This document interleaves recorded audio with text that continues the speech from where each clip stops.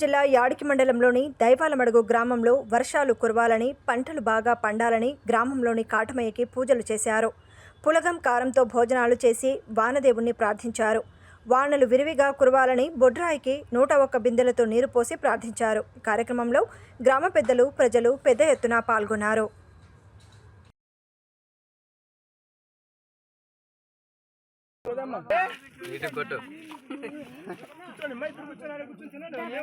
మమ్మల్ని దింపు ఫోటో దిగాను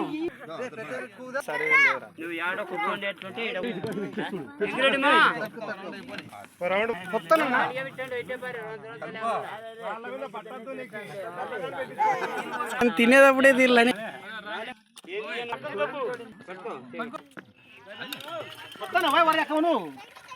నీళ్ళు పోయి బాబు